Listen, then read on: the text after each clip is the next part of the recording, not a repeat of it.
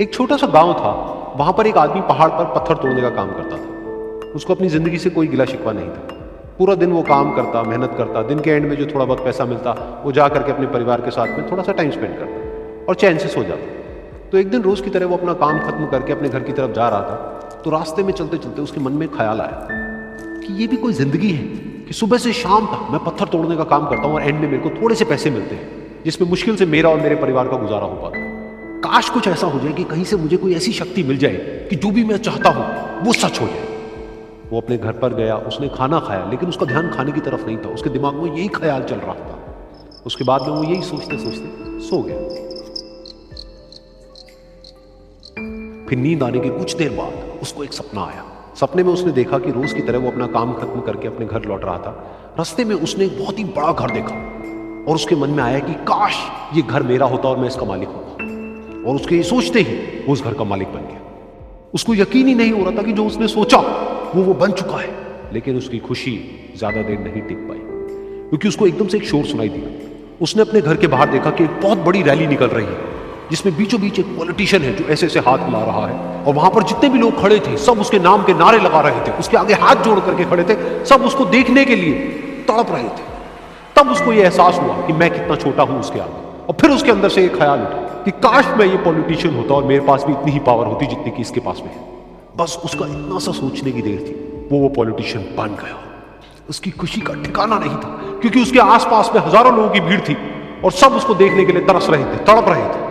लेकिन उसकी ये खुशी भी ज्यादा देर नहीं टिक पाई। धूप बहुत ही तेज थी और उस पॉलिटिशियन को आदत नहीं थी इतनी गर्मी में रहने की। तो उस धूप की वजह से उसको चक्कर आ गए और वो बेहोश होकर के गिर गया। फिर उसको एहसास हुआ कि ये पॉलिटिशियन सबसे ताकतवर नहीं है, ये जो सूरज है ये सबसे ताकतवर है। और उसके मन में आया कि काश मैं ये सूरज बन जाऊं तो मेरे आगे कोई नहीं टिक पाएगा। और उसका इतना सा सोचने की देर थी और वो सूरज बन गया। और वो खुशी से पागल हो गया, क्योंकि पूरी दुनिया को वो ही रोशन कर रहा था और पूरी दुनिया में ऐसा कोई नहीं था जो कि उसकी रोशनी को रोक सके। लेकिन उसकी ये खुशी भी ज्यादा देर टिक नहीं पाई, क्योंकि कुछ ही देर बाद आसमान में कुछ काले बादल आए जिन्होंने कि उस सूरज की रोशनी को रोक दिया। फिर उसको यह एहसास हुआ कि इस दुनिया में ऐसा भी कोई है जिसमें दम है उसकी रोशनी को रोकने का। और उसके मन में एक ख्याल उठा कि काश मैं वो बादल बन जाऊं।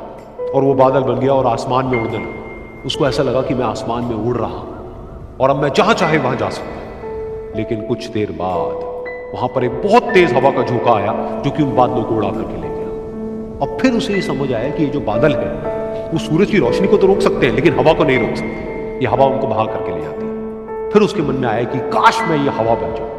और वो हवा बन गया। हवा बनने के बाद में उसको अपने अंदर एक अलग ही ऊर्जा का अनुभव हुआ।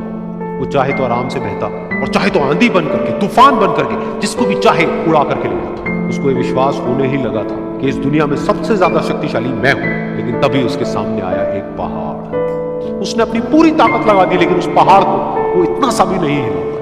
तब उसको यह एहसास हुआ कि इस दुनिया में कोई है जो हवा से भी ज्यादा शक्तिशाली है, जिसमें दम है उस हवा को रोकने का। फिर उसके मन में आया कि काश मैं ये पहाड़ होता, और वो पहाड़ बन गया। लेकिन हर बार की तरह इस बार भी उसकी खुशी ज्यादा देर तक नहीं टिक पाई। उसको एक जानी पहचानी सी आवाज सुनाई दी और साथ ही साथ उसको दर्द होने लगा, जैसे कि कोई है जो उसको तोड़ रहा है, उसको मार रहा है। तो दर्द से वो चीखने लगा और उसके मन में आया कि काश मैं वो बन जाऊं जो कि इस पहाड़ को तोड़ने का दम रखता है। लेकिन इस बार उसकी एक ख्वाहिश पूरी नहीं। वो रोने लगा, चीखने लगा, चिल्लाने लगा। उसने अपनी पूरी जान लगा दी, लेकिन इस बार वो नहीं बन पाया। उसका दर्द बढ़ता ही चला जा रहा था और दर्द की वजह से एकदम से उसकी नींद खुली और सामने शीशा था। उसने शीशे में देखा और उसको समझ आया कि सपने में मैं वो क्यों नहीं बन पा रहा था जो मैं बनना चाहता था, क्योंकि असलियत में मैं वो ही हूं।